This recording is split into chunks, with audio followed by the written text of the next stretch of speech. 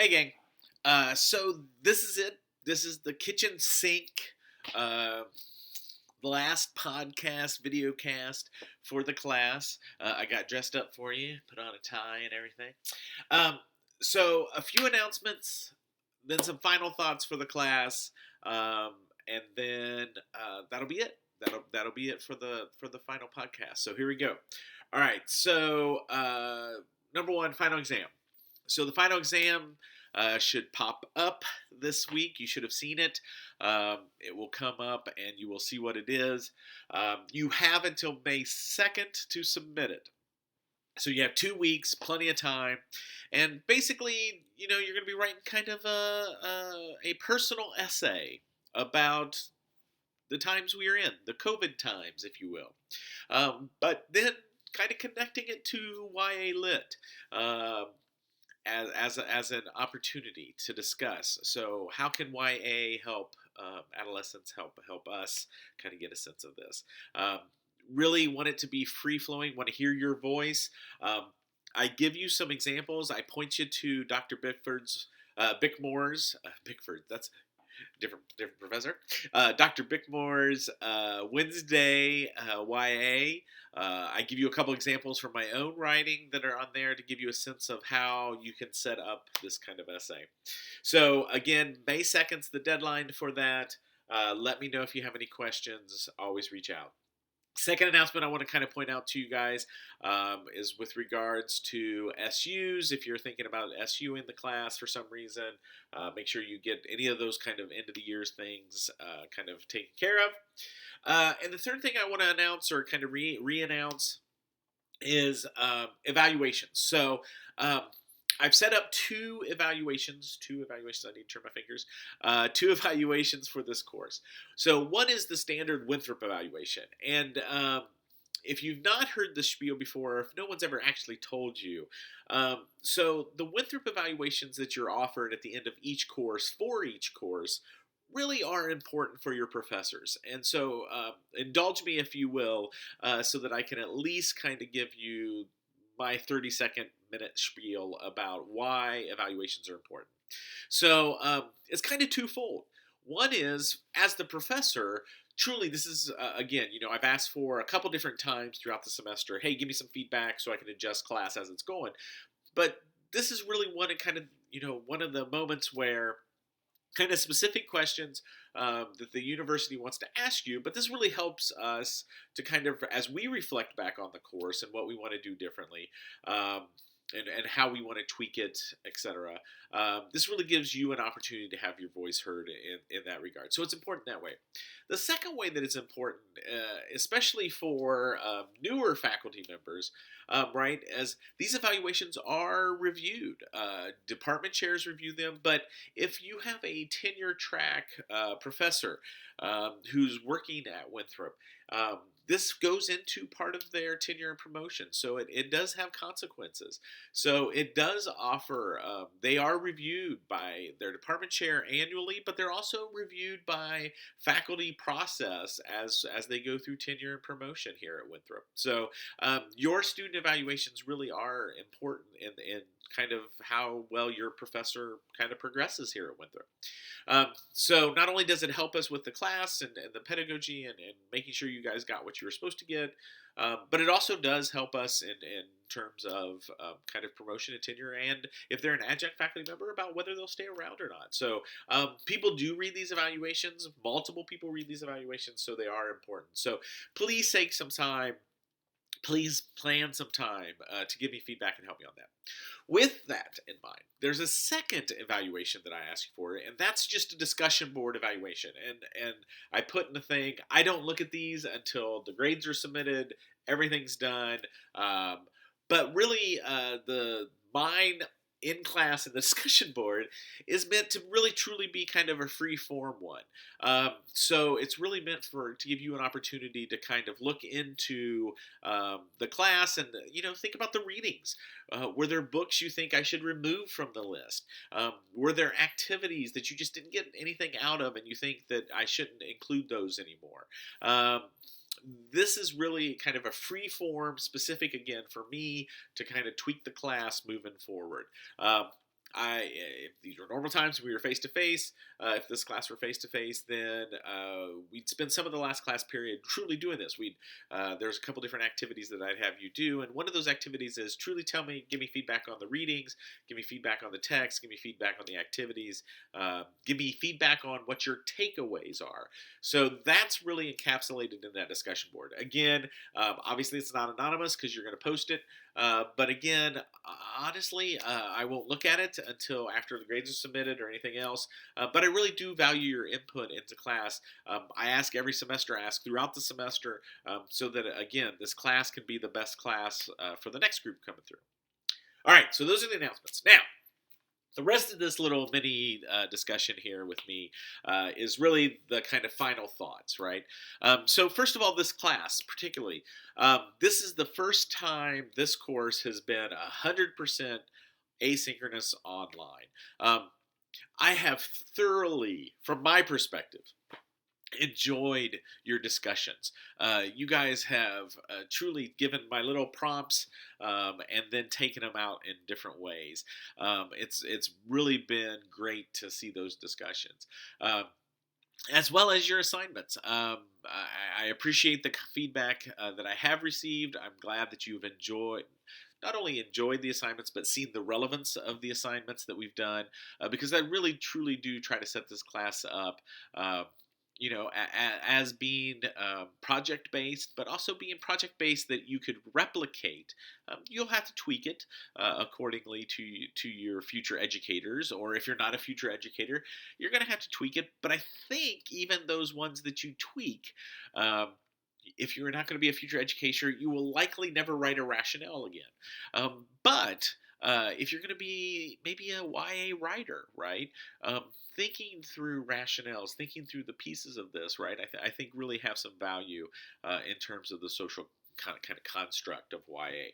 So thank you for all your hard work this semester. Again, I am hopeful that you have learned some things. I'm hopeful you found some new texts. Again, one of the KitchenSink things this week you'll see, if you can read my writings, hopefully you can. I tried to be, but I did a 15-minute brain dump where I literally just wrote down YA authors, YA books, all of the book talks, right? You had more book talks. The list, you only read 12 of the books out of a 60-some odd YA list, right? For this semester, if you read them all. So between that, the book rationale, and everything else, right, there are tons of good YA, I would argue, out there. And I know some of you were canonical English majors, right? So I know this class was different for you, and hopefully, though, you found some good stuff out there. Additionally, with this class, if you are a pre-service teacher, I strongly encourage you, take some time after this class. Blackboard doesn't purge roughly for about a week after, but sometime between now, watching this video, and final exam time, right? I really encourage you to go in there, steal the links, bookmark them on your computer, download all the book rationales that were in the discussion board that your people did, the text sets, the author sets, steal all of that stuff, the articles that I have, download those all, because truly, again, this is an ENGE course. It is obviously geared towards offering kind of, again, as I talked about at the beginning, I view this as 1/3 pedagogy, 1/3 Brit Lit 101, Adolescent Lit 101, and 1/3 me pumping advocacy for the issues and the work of adolescent literature. So again, steal everything that's on this website. You will benefit from it later. I've heard from multiple previous students who have done that and really truly had different points in time where they pulled out a rationale or they pulled out a text set for a student. So truly, I encourage you to steal all that stuff. All right, so that's the class. Number 2, I make this claim to all of my students, whether face-to-face students, whether virtual students like this. If I can ever help you, I have students who have been teachers now, past former students who have been teachers now for years, who still reach out and ask for my YA list, who ask to reach out about grad school stuff, whatever it is. If I can help you ever in any capacity, please don't hesitate to contact me. Email me, smoke signals, however you communicate, right? Please don't hesitate to reach out to me. If I can help you, I will. If I can't help you, I'll tell you I can't help you, but I'll hopefully point you in a direction that will be helpful to get better help, right? So please, again, yell if you need me. If I can help, I will. That is a sincere offer that I make to you, all of my students. Um, all right. Another thing, shameless plug. If you are not graduating, well, if you are graduating, congratulations. If you are not graduating, then some shameless plugs. So if you enjoyed this course, I am teaching. I referenced it once before, but I am teaching a summer 2021 course I've been asked to teach. It's going to be asynchronous online. It's 4.5 weeks, so it's really down and dirty. But it is gender, graphic novels, and coming of age. And so we're going to take a look at 8 different texts, basically 2 graphic novels a week, and then a couple stuff of your own. Format's going to be very similar. Again, I told you at the beginning, I've taught online courses a lot. This structure seems to really work for asynchronous, so it'll be the same kind of thing. Modules, weekly modules. Click on it, boom. You'll have discussion board posts throughout the week, that kind of thing, as well as projects.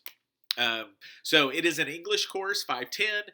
It's also a women's studies course, so it's cross-listed because we are going to get into one of the precepts is gender issues, male, female. We're going to get into some representation. We're going to get into some of the isms, literary theory, etc., as well as some racism, sexism, as well as gender issues. So again. Sexuality issues as well. So all of that's going to be flipped in through the guise of graphic novels.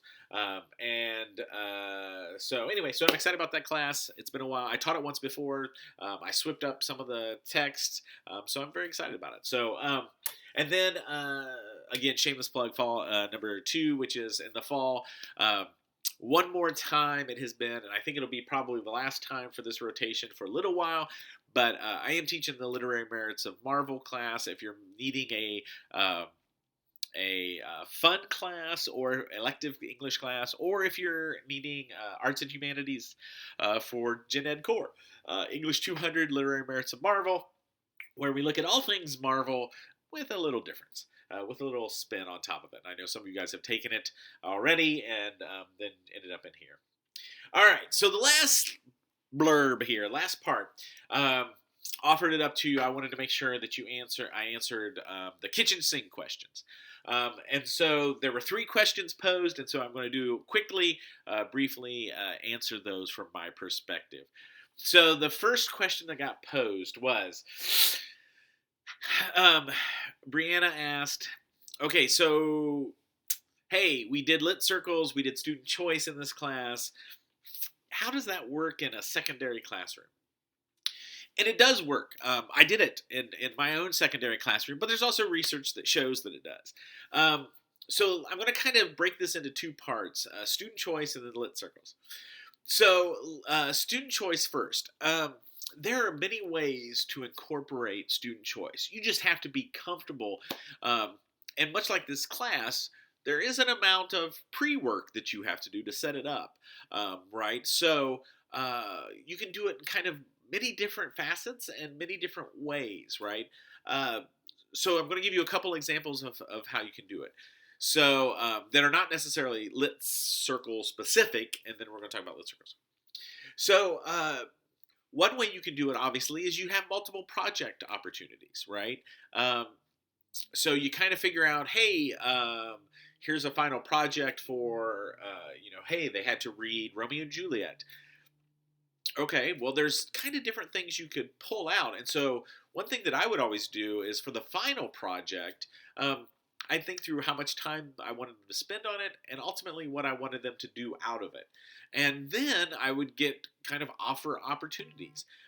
So inevitably for my final projects, I would give them the choice by either making it kind of multiple project opportunities, which I've done before, even in this class. So for example, right, Romeo and Juliet. Hey, Romeo and Juliet. So you've got to rewrite the play as a screenplay.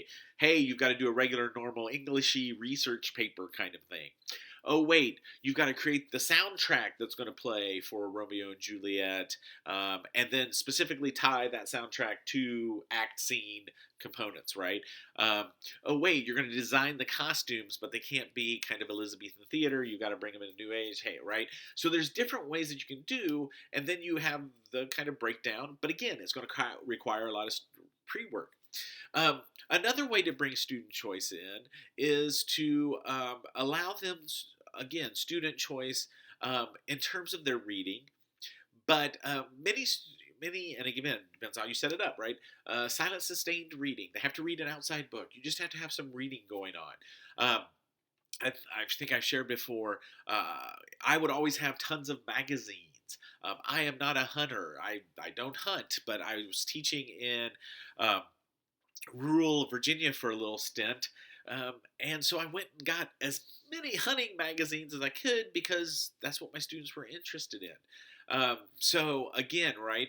But then I had a stack of reading there. And when it was time for silent sustained reading, because the school did that, we had worked in time, I did not require that they read literature necessarily because it was really more about getting them to enjoy reading, right? And so I had Sports Illustrated. I had old copies of Sports Illustrated, Field and Stream, um, Gun Magazine, whatever. And so they could read fiction, but they could also then take a magazine and read that and write up what they were reading there. So there's kind of big ways to bring in student choice, and then there's little ways too, right, where you just have to kind of think through it at the beginning, right? You got to think through potentially. Um, with regards to lit circles. Lit circles work really well in secondary as well, too, in part because of, again, you're breaking a big class up into smaller groups, right? Um, the thing to think about, though, is we tend to, not always, but again, maybe your background is, where the English classroom is canonical and historical, right? Hey, you're teaching American Lit, 11th grade. You start here before, right, with native communities and oral history, and then you kind of work your way up, hopefully maybe to the 1950s before you run out of time. He says tongue-in-cheek. But, right, there's a whole other way to do that. There's nothing that says you have to do it that way, right? It could be thematic. It could be genre-based, like this course was set up. And if you're doing that kind of thing, then again, right, having multiple text, having multiple activities, where, again, as I referenced before, standards are going to tell you what the skill set and what the knowledge base is. It's not going to tell you necessarily what the texts are that you have to use to get there. And so offering, again, 4 or 5 different texts for students to choose from is one way to get student choice in, but it's also a way to use lit circles. And it does work in a secondary classroom. Again, you just got to kind of set them up, and you got to do some pre-work with that. One teacher that I worked with in a previous high school did lit circles, but the school that we worked at required 4 different novels be read throughout your year. English class was a year-long course. We were on a 50-minute schedule at the time. And what she did was she used those lit circles for those 4 books. And so inevitably they had to move around and they mixed up the groups. But that was how she used lit circles, was specifically to read those 4 books and work with those 4 texts, so that not everybody was working on the same text as a giant class set. She found she really enjoyed the success of that. And then what that allowed her to also do, which I thought was great, was she made connections between those 4 books all year long, right? It wasn't like they read The Crucible as a class and then they were done with it. So that as each group read more and more of the books, right, they got to make deeper and deeper connections. So again, yes, it totally works. Yes, you have to do pre-work for it. You got to really set it up and kind of train them how to do it. But lit circles and student choice work really well in secondary classrooms. All right. Then Lucy asked two questions as well. One was about parental concerns from book. How do you take that into account? And I think you totally take that into account. Part of that, again, as I talked about with the book rationales assignment that you guys did, and when we talked about the censorship issue, right? There are things that you can do as a teacher from the beginning, right? Being professional, communicating with parents, right? You have to build that trust up with them. But inevitably, we deal with English more so than anybody else really in high school, right? Have the opportunity, I would say, to really, kind of deal with a range of potentially controversial topics, right? Even if you're reading canonical lit, right? Even if you're reading, think about Classics Week, right? There are still some things in those classics that we were reading, right? Scarlet Letter is, I mean, it's premarital sex, right? It's you issues of abortion, right? Brave New World, a classic high school text, all sorts of stuff in there, right? That you can deal with. So again, I think it's definitely you have to be aware of them. Again, that's why I encourage you communicate with them. Um, let parents know ahead of time if you think it's going to be an issue. Don't hide stuff, right? But hey, we're reading this book, it has these issues, and hey, here's why it's important that I think we're going to cover it, and here's how we're going to cover it. It's always better, especially if you think you have a controversial book, right, to get ahead of it and be forthright with it, and don't hide it, right, from parents. That's when it's going to backfire. So yes, definitely take concerns into it, but also remember this. We have two very different roles in this country, and sometimes they get blurred weirdly. But you are a professional if you're going to be a teacher. You have had training, you have had expertise, you will have continuing training. Um, as well as the simple fact of the matter is, you have been trained to teach this topic that we believe as a society it is important for many different reasons which are outlined, right? That's what somewhat in realistic terms, that's what standards are, right? That's what your standards are. This is what the school district, this is what the state, this is what the country, right? This is the value of a high school English, right? Education is. Um, so that's different though than a parent, right? And it doesn't mean that those two don't get weirdly mixed up in this current day and age in some weird ways. Um, but it also means you have a different responsibility, right? And so as do parents have a different responsibility. And again, like I said with the censorship thing, look, I will fight for a parent's right to raise issue and challenge books and bring up, hey, this is not right for my child. They're going to do that. That's to be expected. That's part of their job, right? Is to protect how they see, how they believe, etc., to their child. That's not your job, right? Your job is to teach them critical thinking, critical writing, critical issues, right? Your job is to show them that they matter in a societal kind of way. And so, yes, I would say definitely you want to take parental concern into account as you teach books. But also just recognize, again, you're a professional, and this is a different set than a parent, right? Again, there are, I read adolescent lit for a living. I've been a teacher for my entire career in some capacity. That doesn't mean that I don't look at my daughter's English and, hey, yeah, no, my son's not ready yet to read The Hunger Games, even though it's great. In part until he was ready, and then he was ready, and so then we could read it and talk about it together, right? It's going to be that same kind of thing but again, that's a parent. That's different than my teacher job, right? So again, you just gotta have to kind of play that. The last question that Lucy asked was about trigger warnings, alternative books, student choice, and how to handle all that. I think it's the same kind of, in some ways, it's the same kind of answer, right? If I had a book, I was going to teach Speak, which I have taught many times, right? Yes, I tell students, right? And to be honest with you, that's part of the reason I do student choice in this class, right? The books that I choose, as I said on that first week, the reason I pick the books I pick on realistic fiction that first week is somewhat to show you all that not all adolescent lit is Harry Potter or, Diary of a Wimpy Kid or Percy Jackson, right? YA lit is hitting some hard, heavy themes, um, and I think it should, right? So yes, definitely allow for, right, that idea of, hey, wait a minute, this may have happened in your own life. You need to know that this is coming, right? But then also, yes, I strongly recommend, right? Part of the rationale was alternative book options. Um, Again, there's not one singular text, right? I am not a believer.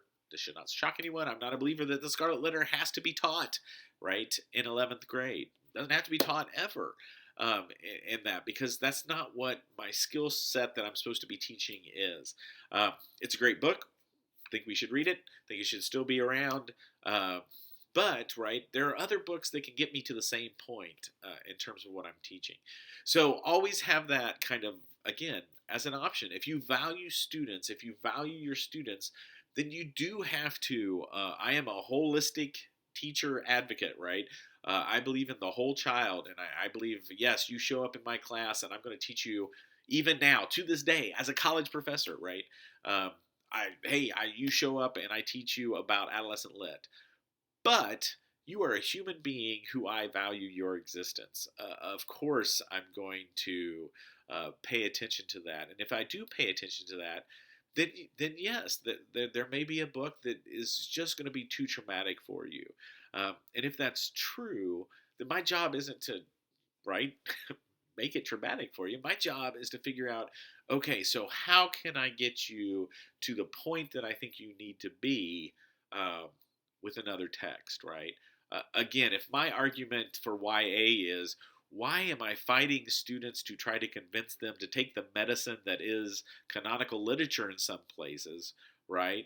Um, if I don't have to, if I can find a YA book that I believe to be written incredibly well, have literary value, and gets me to the point of what my lesson is, then why would I want to fight students to try to get them over 16 hurdles to get to the same point when I think there's a thing? And if that's the way I feel about that, then heavens yes, right? If there are books that are triggering to students, then why can I not go find another book to remove that from them? Because again, my job is to teach them English, literary, writing, critical thinking skills, right?